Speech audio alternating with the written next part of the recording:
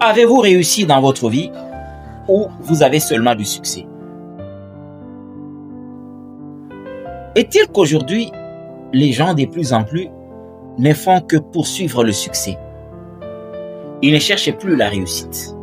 Pourtant, quand nous parlons de la réussite, nous voyons le fait de chercher à atteindre un objectif. C'est comme quelqu'un qui se dit « Je veux éduquer mes enfants d'une certaine façon ». Selon Proverbe 22:6, selon Proverbe 22:15 et même selon Proverbe 23:13. Il dit « C'est ma façon de le faire et je considère cela comme une réussite ». En fait, c'est quelque chose de personnel, c'est quelque chose de subjectif. Mais le succès, c'est autre chose.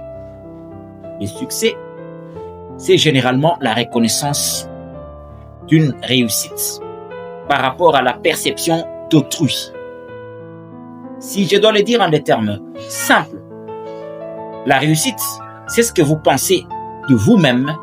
Cependant, le succès, c'est ce que les autres pensent de vos réalisations. Alors, qu'est-ce que vous allez choisir en premier? C'est triste de le dire. Il est dit en Proverbe 10:22, « C'est la bénédiction de l'Éternel qui enrichit, et cette bénédiction n'est pas suivie de chagrin. » Nous parlons du chagrin qui accompagne certains succès. Et ce n'est pas un chagrin qui est le moindre. Aujourd'hui, vous allez réaliser, selon les statistiques, environ 174 000 personnes meurent chaque jour. Et la première cause, sont les AVC. Pourquoi? Parce que à un certain moment, on a le succès, mais il y a aussi beaucoup de chagrin.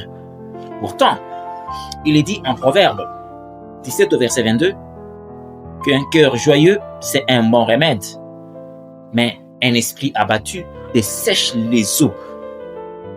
Il est vraiment important de chercher la réussite, parce que là, au moins, vous aurez une conscience tranquille. Regardez ce qui se passe, par exemple, à la Finlande. Alexander Stubb, le président finlandais, il a une maison qui n'est pas clôturée. Il marche sans garde du corps. Pourquoi? Parce qu'il a une conscience tranquille. Mais aujourd'hui, il y a des gens qui ne peuvent pas faire un petit déplacement. Il y a des chefs d'État qui ne peuvent pas faire un petit déplacement. Pourquoi? Parce que leur conscience les condamne. Ils ne dorment même presque pas. Ils sont tourmentés. Ça, c'est le succès. Ça, ce n'est pas la réussite. Vous n'êtes plus tranquille. Alors, il faudra noter que c'est Dieu qui élève, comme cela est mentionné en Psaume 75, au verset 5. Et si Dieu vous élève, vous allez réaliser qu'il y aura une tranquillité qui va toujours vous accompagner. Cette paix, d'ailleurs, qui est évoquée en Jean 14, au verset 27, dont faisait allusion Jésus, quand il disait « Je vous donne la paix, mais je ne le fais pas comme le monde le fait. » La paix que vous recevez pendant que vous avez une conscience tranquille. Comprenez que Dieu n'est pas chrétien, Dieu est moraliste. Si, sur le plan de la morale, vous faites tout pour faire du bien, vous allez réaliser qu'il y aura une paix qui va vous accompagner calmement et tranquillement. Malheureusement, comme le dit Proverbe 29 au verset 26, beaucoup de gens cherchent la faveur de ceux qui dominent. Beaucoup de gens cherchent les succès.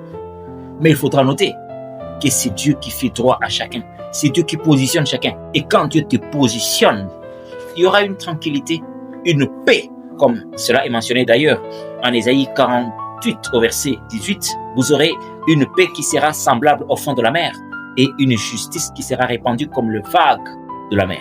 Donc, ici, s'il vous plaît, recherchez la réussite, pas les succès. Le succès ne sera que la conséquence de votre réussite. Alors, quand vous tuez la réussite pour ne chercher que le succès, à l'extérieur, on va vous applaudir. Mais quand vous serez seul devant le miroir, vous allez chaque fois pleurer. Réfléchissez.